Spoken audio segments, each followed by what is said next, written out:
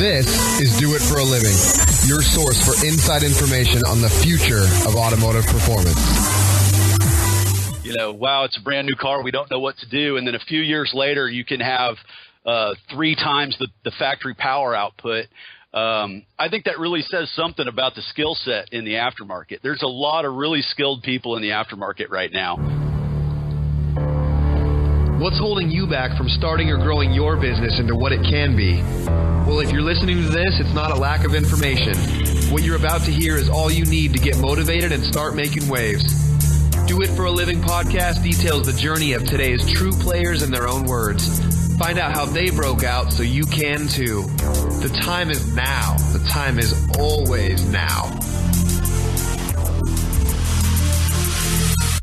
So I'm pumped to have Robert Young, the man behind Force Performance, on Do It For a Living today.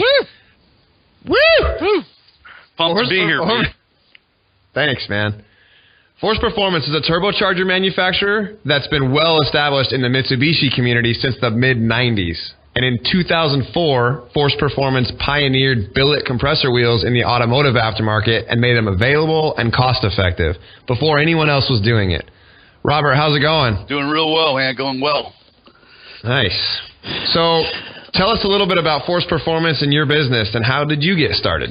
Well, what got it all started really was kind of stumbling into the Mitsubishi Eclipse in the mid-90s.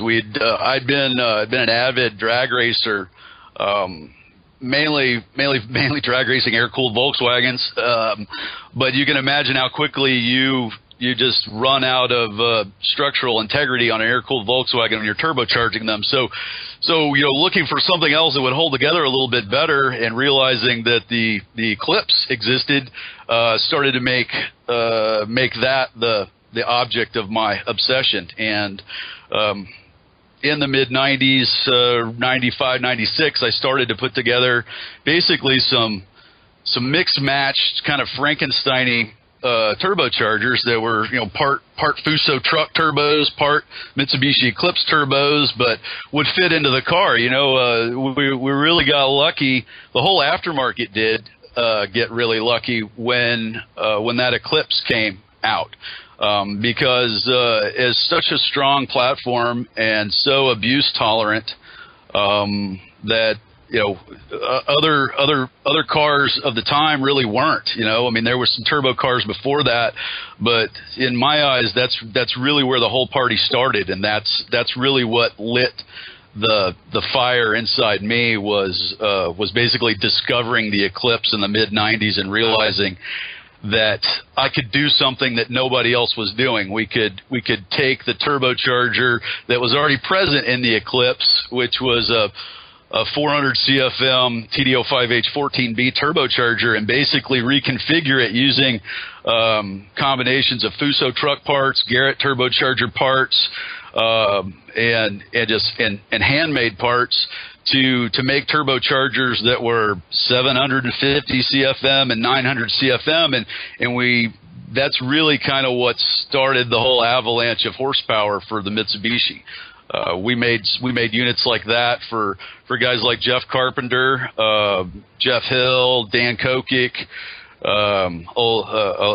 Busher, a lot of the guys that were in the tens at that point, which was a real accomplishment in the mid-90s to run a 10 on a 4-cylinder. It was kind of crazy. Yeah. We were really proud of ourselves if we were able to hit 450 horsepower. We thought that was really impressive. Isn't it crazy how times have changed? A lot, yeah. Today guys call you up and they want a dual-purpose street car, race car that's 550 on 93 octane and 800 on race gas, and they don't think anything of it. Right. So you started making these Frankenstein turbos, but how did you start making them? What resources did you have? Well, what's your background? I was an engineering student. It took me a long time. I spent a long time in college because I really wasn't able to go full time. So I always worked and went to college at the same time. Studied physics, engineering, and I found myself in the mid-90s in Houston as an engineering student at University of Houston, and I was working at a diesel truck shop. I started to realize that, the diesel truck turbochargers that we were doing and the Navy contracts for overhauling turbochargers for the Navy that we were working on really opened my eyes, I guess is the best way to put it, that turbocharging was not a black art like I thought it was. Turbocharging was not, etched in stone part numbers that you ordered from a distributor, that I could in fact combine pieces of different turbochargers that I liked and achieve a result that I was looking for. And that really caught on. So you had resources because of where you worked? Correct. Yeah, I was working at a place called Texas Rebuild in Houston, and they processed a lot of turbocharger overhaul contracts for the Navy, and also did a lot of oil and gas turbochargers. Imagine, Houston, Texas, kind of a hub for oil and gas production. So that's kind of where it came from. So has your vision always...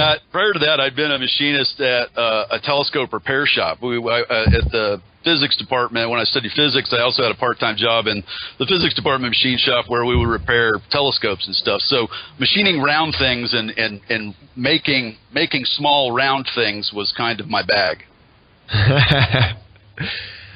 Has your vision always been to be a parts manufacturer for Force Performance? I want to say that's true, because really the vision in the beginning was just a passion for racing and power, and without that passion part of it, I don't think it goes anywhere. So it was, it was a passion that, I indulged myself in, at the cost of my grades, at the cost of other things, because it's what was just inside me that had to come out. And I wanted to make something that didn't exist before, and I saw that opportunity with turbochargers to cover some new ground and cause something to exist that hadn't existed before, like these odd combinations that we were calling Frankensteins at the time. Yeah.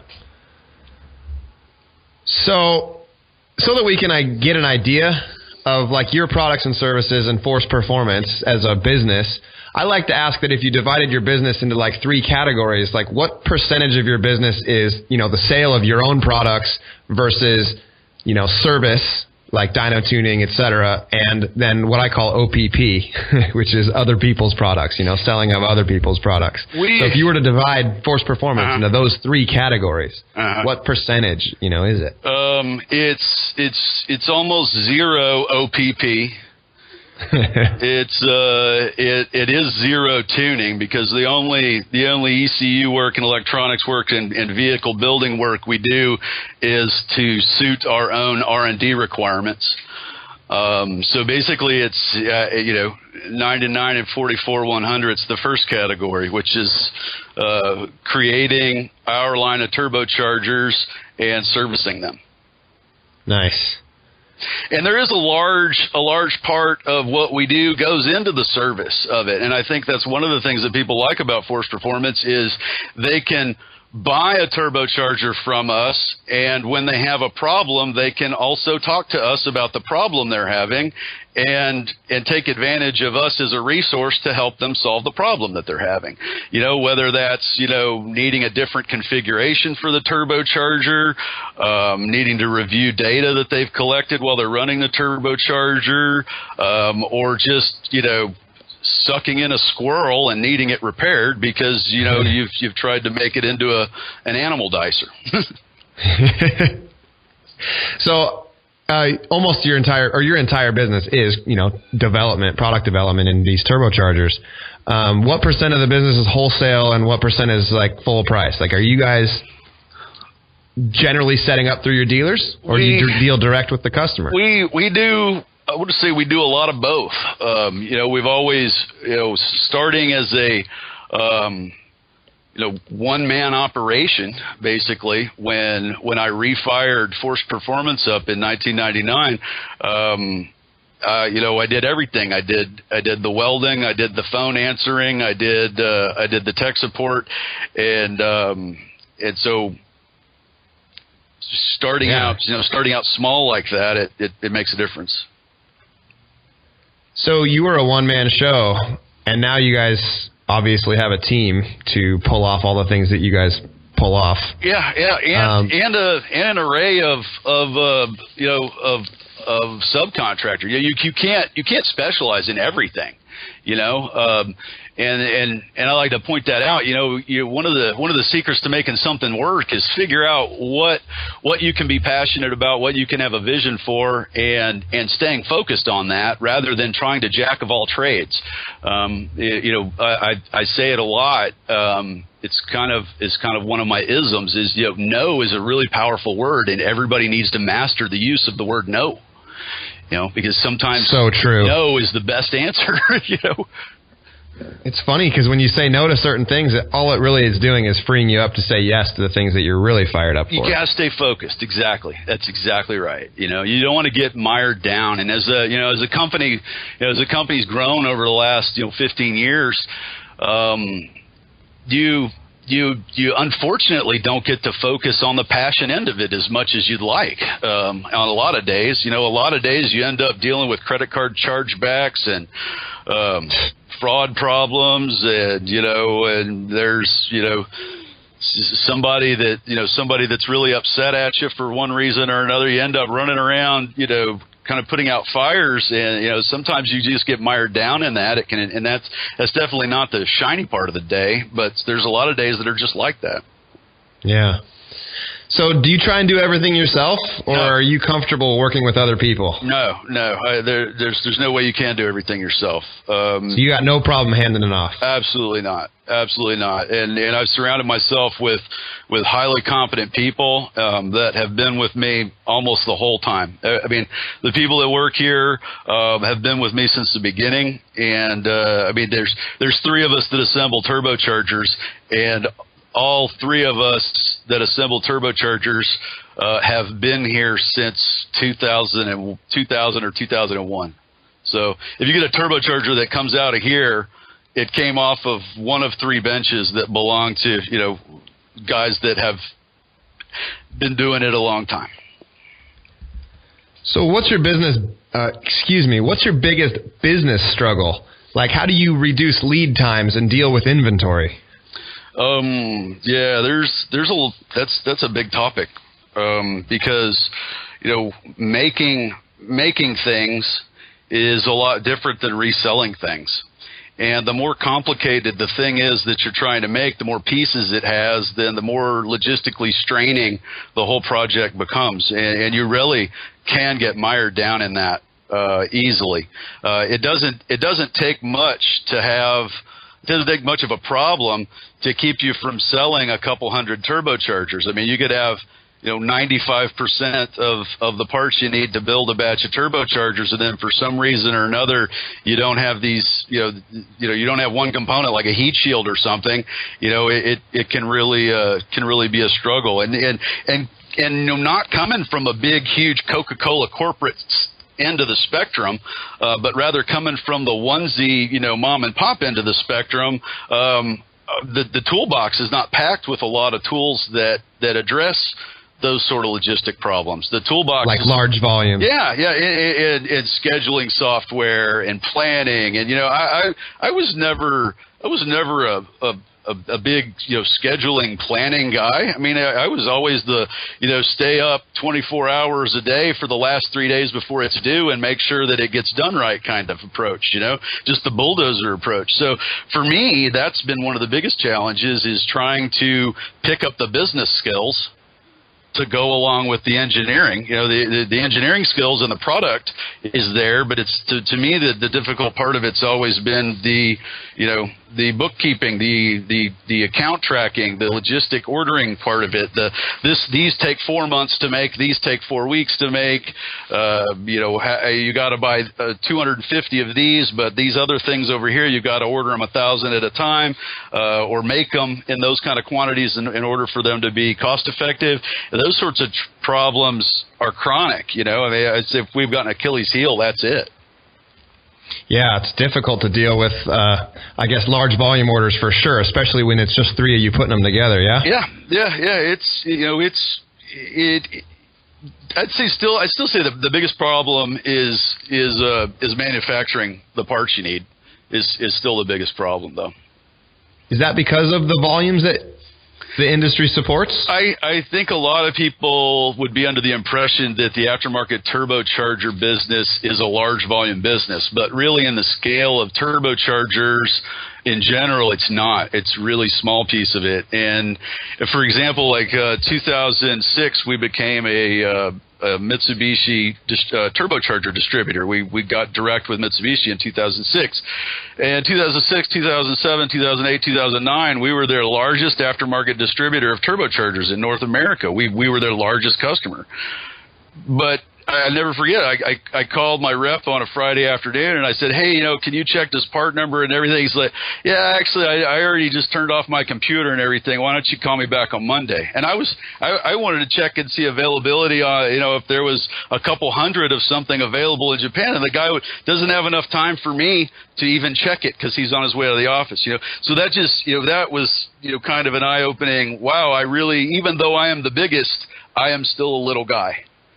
Right. Even though you're the biggest in our industry, for that distributor, you're still a little fish to them. I was still a little fish to them. Correct. Yeah. And a lot of people say, "How could Mitsubishi do that? How could Mitsubishi do that?" And there's problems like when they stopped making the 16G turbo for the Eclipse.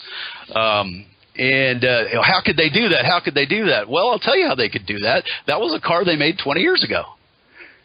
Yeah, they were used to selling 100,000 of them. Yeah, and they made, they might have made, 10,000 extra ones, turbochargers for it, for service, for the service program, but they really were not thinking that they were going to sell a couple thousand of them, every quarter for a decade, and ultimately they were like, well, the tools are worn out, and if you want us to keep making these, you're going to have to pay to redo this. And I was like, well, if I'm going to pay to retool, then I'm just going to make my own tools, and I'm not going to use you anymore. So that's kind of what kicked us over into doing all of our own manufacturing. And I'm very proud to say that a lot of the manufacturing that we do right here in Texas. A lot of our exhaust housings and compressor housings, for example, are made right here in Texas. The cast, right? They're not overseas production. Oh, they're even cast there, cast and machine. Correct. Yeah. Oh, wow. Yeah. So, like I said, you were a one-man show. Now you guys got this team. You're building this business. How do you deal with the devil on your shoulder telling you that things can't be done? Do you doubt yourself? No, it happened to me just the other day. I had one of those, well, you can't do that kind of conversations with a supplier. And I got off the phone and I was all freaked up and I was all twisted over it. And I was like, you know what? That's your feeling, Robert. That's your feeling you get when you're onto something, you're on the right track, Right. It's these hard problems that are the most useful to solve.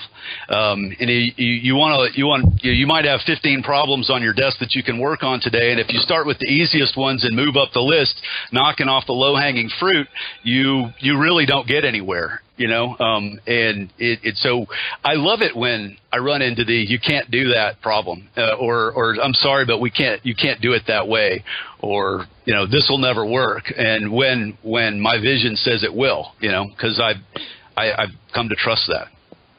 So many people give in to fear. I swear I like this saying that is the acronym for fear is that it's false events appearing real. And I like to use fear as an indicator that you're moving in the right direction. So instead of like, oh man, I'm scared to do this, I'm going to, back off. It's like, oh man, I'm scared to do this. I must be onto something. Exactly. A lot of times that's exactly what it means. And when you start taking hits and you start taking the heat on something you're doing, sometimes you need to recognize why you're taking the heat. It's because somebody else doesn't want you to do it. Yeah. So like you said, you're onto something at that point. Mm-hmm. Mm-hmm. Mm-hmm. So you guys are working on all kinds of stuff. I see that you're even supplying turbochargers to GTRs. We do. We supply. We build a lot of cartridges, and we build a lot of turbochargers that go to a variety of wholesale customers that use them in all sorts of kits. We do a lot of turbochargers for GTRs. That's definitely for sure. And I love the GTR market. It's crazy how quickly the horsepower has just become obscene. It's ridiculous. I don't. I'm just going to be honest, man. I will not go for a ride in a 1600 horsepower GTR.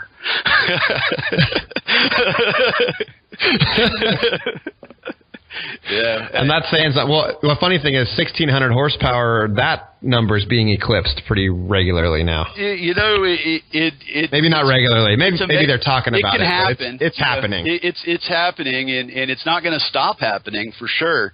And I don't know what it means. You know, when you can have a car, you know, a new car platform show up, and then in a couple of years just go straight from, you know, zero, you know, wow, it's a brand new car, we don't know what to do, and then a few years later you can have 3 times the factory power output. I think that really says something about the skill set in the aftermarket. There's a lot of really skilled people in the aftermarket right now. And I'm just really proud to be a part of it, to be honest with you. You know, I get to work with so many people that are really, really talented, and I just love it. I can't say how happy I am to be a part of this market. So awesome. I got a little bit of goosebump action going on right now. Down, Fido. Robert, tell us a story about, you know, kind of your biggest failure moment. Really take us there, because I think people can relate to it, myself included, where you're working your ass off and just things aren't going right. Do you have one particular experience that you could tell us about so that we can understand the hurdles that you've had to overcome? Well,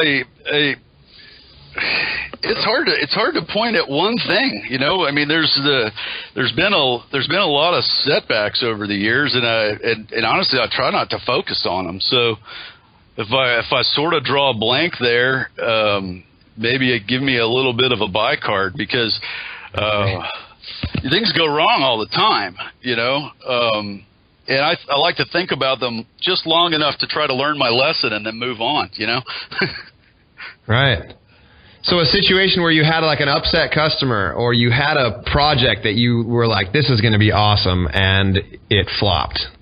Well, you have anything like that? Yeah, okay. I got something for you in that category. You know, when the Evo first came out, it really represented a new challenge for us, okay? Because up to that point, all the turbochargers that we had worked on rotated in the right-hand direction. Okay, in a clockwise direction. Well, you know, we get the Evo here in the States, and you know, all of a sudden there's a market for it because there's cars here, and you know, we get the turbo, we start looking at it, and what's staring you in the face is the fact that it spins the opposite direction. It's a left-hand rotating counterclockwise turbocharger.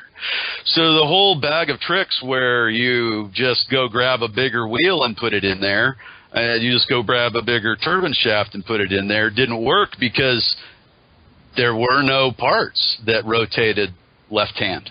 Okay, it was very unusual. So, you know, one of the biggest failures we had was getting started in that market. We went to try to utilize some left-hand rotating components that were found in a Ford Power Stroke turbocharger, which did happen to rotate left-hand. So we tried modifying these Ford Power Stroke TP38 turn wheel and shafts and compressor wheels and fitting them into the Evo.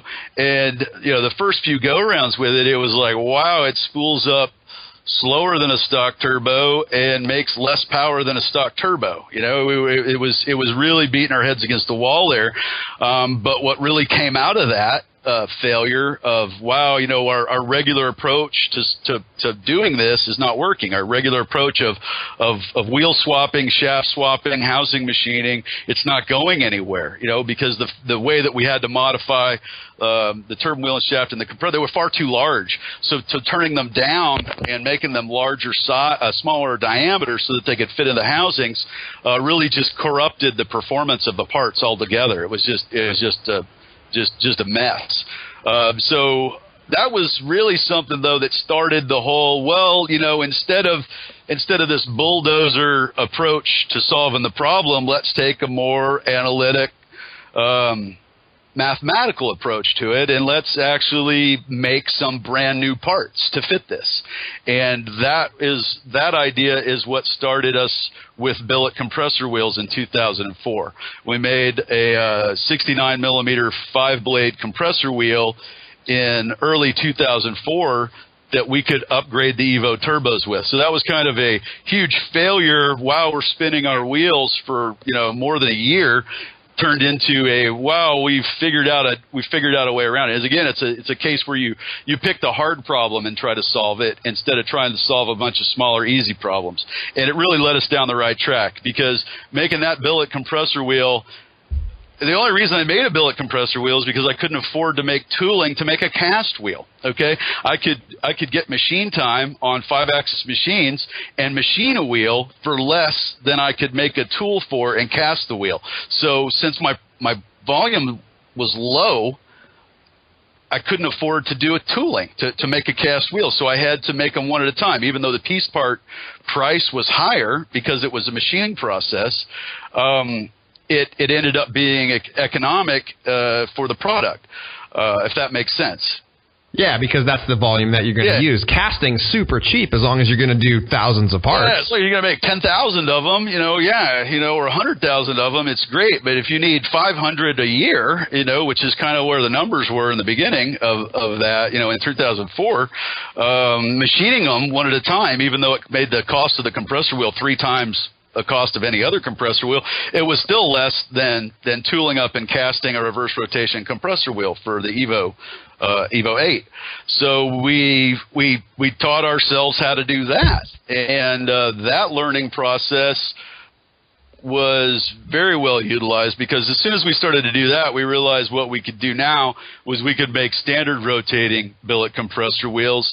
And 2 years later, in 2006, we released the 82 HTA upgrade for the Garrett 35R, and it was all downhill from there. I mean, within 3 years, Precision had billet wheels. Garrett brought out GTX billet wheels. Borg Warner is coming out with billet compressor wheels. But none of that was present in 2004 and 2006 when we had to make billet compressor wheels. Not because we wanted them to be billet, but rather because there was no other way to make reverse rotation wheels for our products.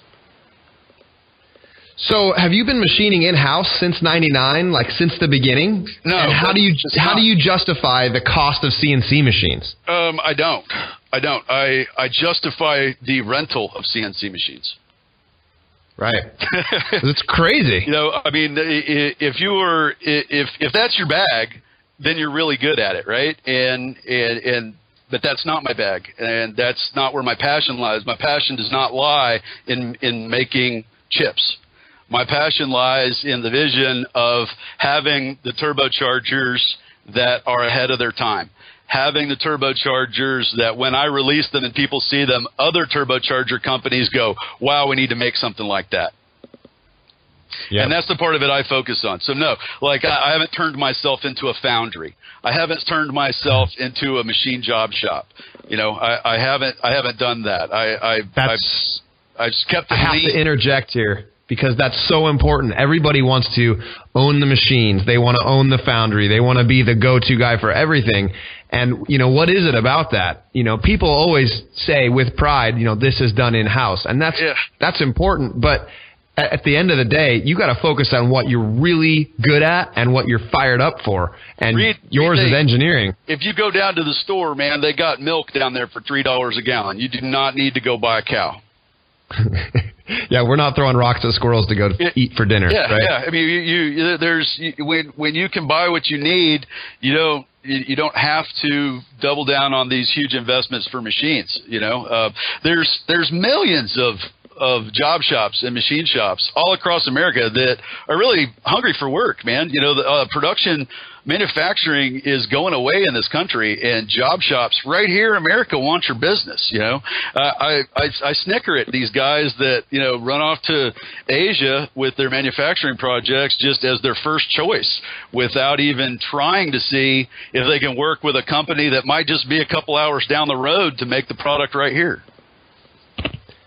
I agree with you 110%. I personally have a really good relationship with our machine shop, and they make chips like nobody's business, where the quality and the finish is just top notch, and they know exactly what they're doing. They hit their lead times. They're perfect. Like, they're the perfect partner. Yeah, and you have to have when those. When you have partners. that asset, all you need to do is produce the engineering.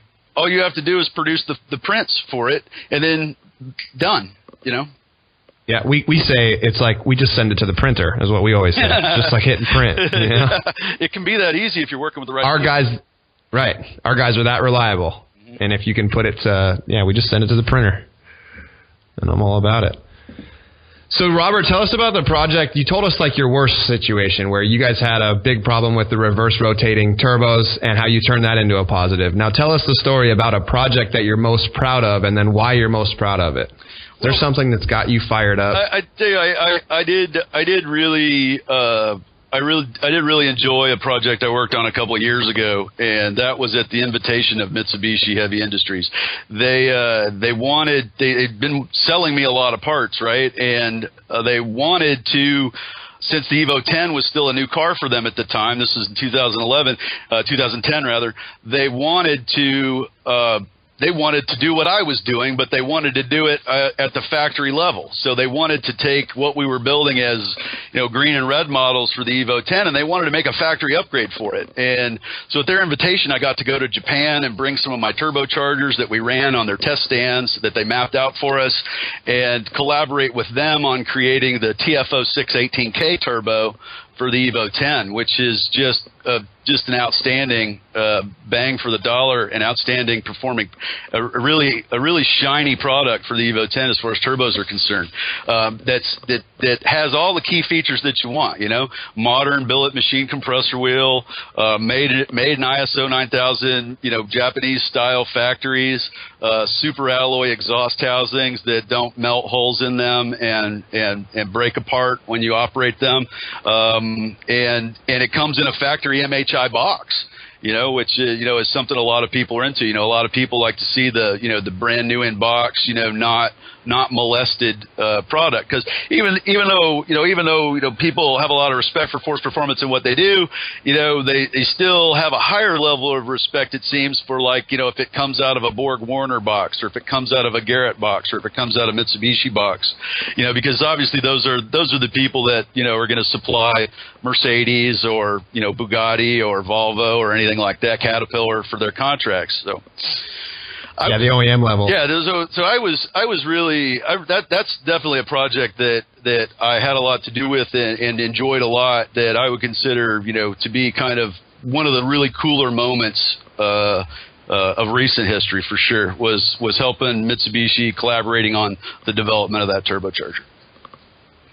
Having Mitsubishi come in and ask you to be involved is pretty special. Have them drive over to your building and sit down in your office and ask you if you'd like to participate with them and if they could have samples of your turbochargers, because they want to create a production turbo that's similar to yours. That was, I considered it an honor. Other people looked at it like, you're crazy. Why would you help them make something? And I'm like, why wouldn't I, man? It just pushes the art further. It just lets it go. I mean, I don't look at the whole thing like it's a black art that needs to be kept on lockdown. If there's something that I can help with that pushes the whole group forward, I think it's a good idea. And that's definitely how I looked at that project on the Evo 10, was that this is good for the whole industry. If we could get an OEM manufacturer more in tune with what the aftermarket's doing and more in tune with what the needs of the aftermarket are, it can only lead to better things happening. That's because you're a big picture player, and a lot of people don't think like that. You're thinking more than just what's in front of your nose. Well, yeah, I don't make much money off of those turbochargers at all, but because it's just a box turbo that comes from Mitsubishi that, like you asked a question, OPP. That's an OPP, but, compared to everything else we do, it's a really small piece of what we do. But at the same time, I think the project had a lot of validity for the reason I just stated, because it got a large, super tanker. It got it to turn on a dime and do something, which wasn't going to happen otherwise. Yeah. Super tanker being Mitsubishi Heavy Industries. Correct. Yeah. So much to process. I'm just trying to take it all in. Yeah. Well, there's no way we can cover everything in one of these. Right. We'll just get the broad strokes, but I do want to dive deep into, we already have dove in deep into, what you are about. And now I want to ask you about a game-changing product that you've seen recently. As far as game-changing product that I've seen recently, I would have to say that would be our new ball bearing turbochargers for the Evo 9. And I know the 9 is a fading platform. And a lot of people look at it like 2006, man, it's a long time ago. It was the last time you could do that. But being able to participate, just like we did with Mitsubishi and developing an Evo 10 upgrade, being able to participate with this new entity, Zona Rotor, on creating this new stainless steel ball bearing cartridge for the Evo 9 has been awesome. And the features that are integrated into it are going to be a game changer. It is a really cool it is a really cool project just all around. It's something that everybody will probably hear a lot more about this year, but I would say that's probably one of the coolest new things is super alloy bearing housings, no corrosion, three-dimensionally hydraulically stabilized rotor assembly, ceramic ball bearings with metallic ball separators to avoid the melting problems that you get on the phenolic ball cages of the standard ball bearing cartridges that you see commonly available. A lot of cool features built into those. I would say that as far as a revolutionary product that I've been involved with or had something to do with or recognized over the last few years, I would say it's that cartridge assembly. So you touched on the fact that the 2006 is a long time ago and that platform is a fading platform. Correct. But what do you think about small block Chevys still being built? Don't you think the Evo is going to be being worked on and a cult classic for the rest of eternity? You're exactly correct about that. And that's why I'll never sell my 2006 RS. It's going to have a spot in the garage forever, because it is essentially the 69 Camaro of our time. Or the 69 fastback, Ford, a 66 fastback Ford of our time. It's not going anywhere. It's always going to exist. And there's nothing that's come along yet that can replace it. Iron block. What other four cylinders go to 1,200 horsepower? I know you can. I see you guys, you Honda fellas, do that with a lot of your Honda stuff. But I don't think you accomplish that mission with quite as much ease as you do with an iron 4G63 block. So yeah, it's not going anywhere. It's going to be there forever. Right. And how do you focus your business around that, between balancing what is and what you think will stay, and then what's coming out that's new? Well, I think we have an obligation to always support the 4G63. It's what got us here. So we're not going to turn our back on it. We'll always offer 4G63 turbochargers, and they'll always feature whatever revolutionary developments that we're working on in other new cars, GTRs, Porsche, Ford Mustang EcoBoost, Ford RS EcoBoost. All the things that we're developing for the current stuff will always be backdated into 4G63 products for the Eclipse and the Evo, just out of respect for the market. Right. Know your roots. Exactly. And honor them. Right. What software program are you using daily? You had mentioned that scheduling and project management maybe aren't your strong points. No. You use a software program like project management such as Reich or anything like that? No, I don't. I have people for that. Right? Yeah. I'm not good at it, and I won't get good at it. You're doing what you do. Yeah, exactly. You got to know your limitations, I like it. How about an app? Everything's mobile now. Are you like my favorite answer so far has been the Dunkin' Donuts app. Not the most practical answer, but I'm trying to dig through and find, what are the resources that guys like yourself that are making things happen? What are the resources that you're using? Do you have a mobile app that matters? I don't. I don't. I try not to become too technology dependent in the things that I work on. I still use a lot of pencil and sketch pad and my Hewlett Packard 48G GX calculator is never very far away. But I tend to create a lot of my work that way and then hand it off for completion with modeling. Now, I mean, that's not to say I don't spend a lot of time in SolidWorks, working on things, modifying things, tweaking things, reviewing changes that are getting made to the designs and stuff like that. I would probably say, learning a CAD software like SolidWorks behooves any young businessman that's looking at getting into this industry, because everything, especially with the evolution of 3D printing, if you can make a simple model of it in SolidWorks and you have a simple, $500 plastic printer, you can make a sample of a bracket and go see if it fits where it's supposed to before you make the real thing. And that's a very, very, very useful tool. No doubt. Talk about something that wasn't available even a few years ago, and it's advancing in technology. Yeah, crazy whenever we make fast. A manifold or a new housing or anything, we're always printed in plastic first.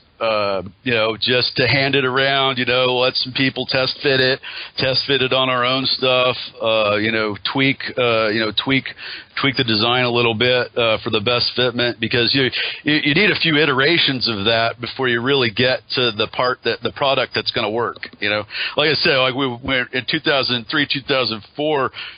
We're beating our head against the wall working on an Evo turbocharger product that wasn't working. You always go through that prior to finding, the best recipe for the chocolate chip cookies. You always make a bunch of batches that you have to scrape off the plate with a knife before you get it done.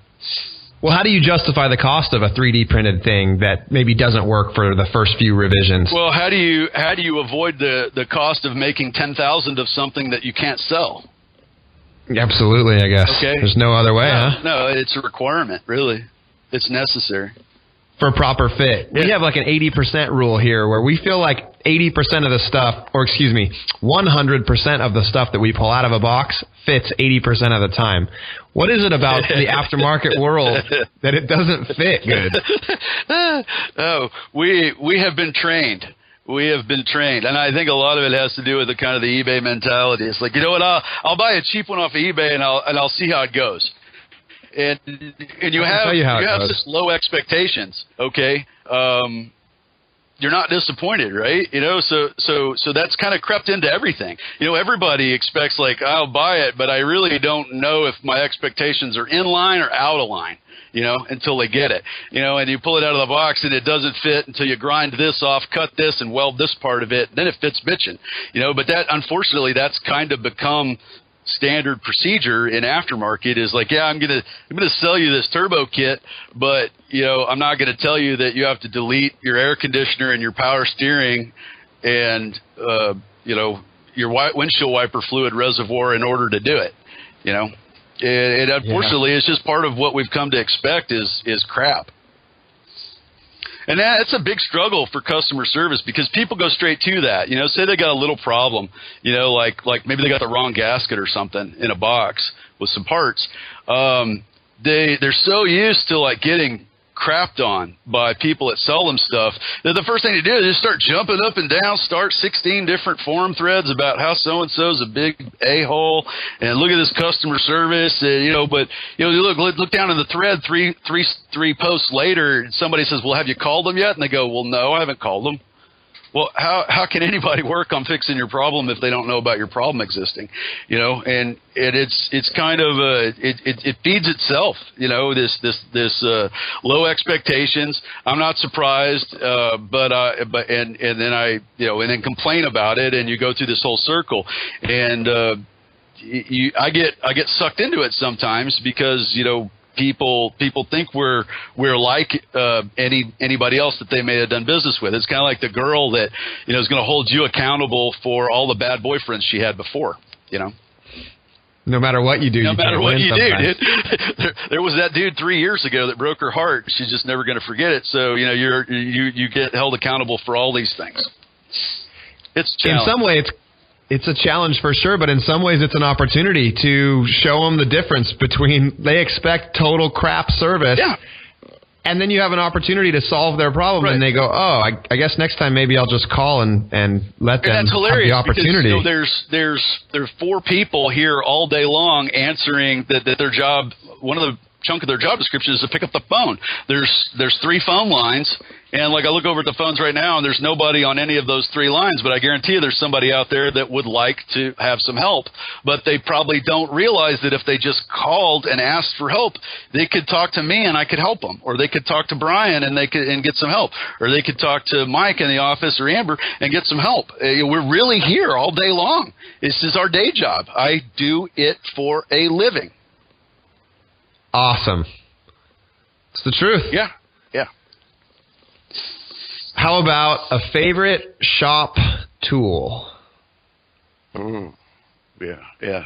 Well, it's hard to do much without your die chem and your digital micrometer. What are you talking? I'm sorry. Am I retarded? What is die chem? It's a blue paint you put on a part.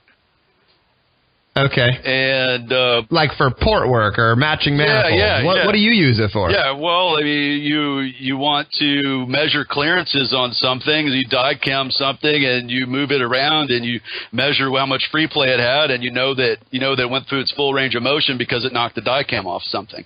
If you've never used bluing to feel your way through the clearances on something, I highly recommend it because it's a very useful tool.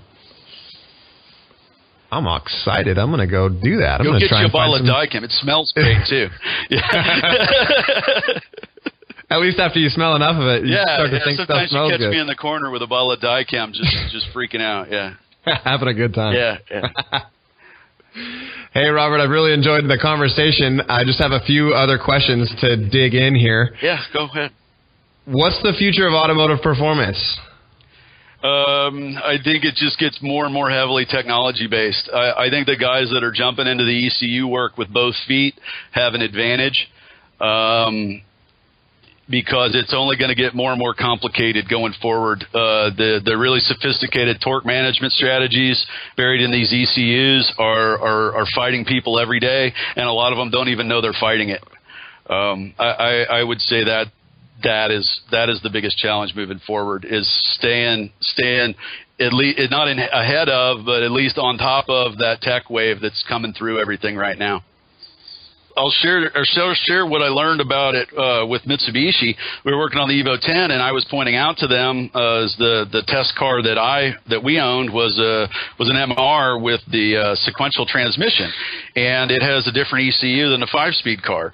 And turns out Getrag makes a transmission for Mitsubishi for that, and in order for Mitsubishi to get the pricing they wanted on the contract for the transmissions, they had to agree to Getrag's torque management levels, and that all got integrated into the ECU for the MR. And it's funny, you can take an MR, and if you're not defeating the torque management, it'll flow 37 pounds a minute and make 400 horsepower to the tires. It'll flow 45 pounds a minute of air and make 370 horsepower to the tires. It'll flow 50 pounds a minute of air and still make 400 horsepower to the tires. The air just goes right through the motor, and you don't get to make power with it, and you don't know why. So they're just moving the cams around? Yeah, they move the cams around, increase the overlap, and just run the air, do a delayed ignition event. And they have a huge amount of the Evo 10 ECU architecture is dedicated to a roaming ignition trim, a roaming ignition trim, and it's used to control the power output. So it lets them, on a very high frequency basis, not skip firing a cylinder, but cause a very low power firing of a cylinder to occur by letting most of the air that would have been part of the combustion event just run through the motor, not provide very much fuel for that stroke so that the EGT couldn't go through the moon, and then a delayed firing event. So on, like, say, an event, instead of it having 100% of its power that could have occurred, by overlapping the cams, changing the spark timing and reducing or adjusting the fuel, cause it to have maybe 20% of the power that stroke should have had. And not just reducing ignition timing so that you have high EGTs and tax the cylinder head and the exhaust manifold and turbocharger. But basically just hey, for whatever reason there's a problem. This is the perspective of the ECU. Hey, for whatever reason there's a problem and a lot of air is coming through the meter. We need to make sure that none of this inadvertently shows up at power at the crankshaft and breaks the transmission. We're passing this threshold where we have to begin the torque management, and then it does, and it just goes, okay, we're just going to let the air go through, because obviously there's a wastegate stuck or there's some kind of problem, and we need to not break parts. So this is how we're going to not break the parts. We're just going to send the air through the motor and not make any power with it. So then the job and duty of the aftermarket is to figure out how to get around that. Correct. And in the case of the Evo 10, Mitsubishi wasn't going to have any of it. They were like, no, you'll just have to deal with it. We're not going to do anything about it. And I was like, well, it's really going to help your turbocharger sales if we can, help people get around this torque management thing. And there's like, no, there's a contract in place. We're not going to get sued by anybody. You're on your own with the ECU part of it. So we're having to get in from the ground level, like I think the way total from a blank sheet. That's what you're left with. That's what you're left with, unless you can find somebody who's an ex-employee or a current employee that is just interested in helping. And there's a lot of that. I mean, that's how like all the Porsche code got cracked. That's how the Mercedes stuff gets cracked. That's how the Ford stuff is getting cracked now. There's somebody somewhere that's helping. I'm just trying to process all of that, because that's so killer that you have the in with Mitsubishi that you can talk specifically to them and try to convince them, hey, let us in there. And then the real story, which is that they're not going to let you in there because they have a contract in place. Yeah, and they're not going to, because then they have their own liabilities. Not to mention the fact that look at where they would be if a lot of these cars already show up at the dealership for warranty service. And I use warranty service as a really kind of bastardized term, right? Because most of us are not doing the things to the cars that we admit to doing when we're at the dealership, when we're trying to get a new transfer case or a new cylinder head. Mitsubishi knows that. There's well-documented information about that. Yeah. You have been well involved in. I backed out of the driveway and it broke. Yeah, exactly. That's exactly what happened. While on your way towards your mailbox in reverse, that's when you broke the crankshaft. Got it. Seems legit. Yeah, fully. So, Robert, what's the future for Force Performance and for you, Robert Young? I'm gonna keep doing more of what I've been doing. I'm not done yet. I'm not quite 50 yet, so I've still got another 20 years in me of being a thorn in a lot of people's side, I guess. If any of them are listening, then I'm sure they can tell I'm not going anywhere. Attaboy. So for everybody listening, this guy's the truth.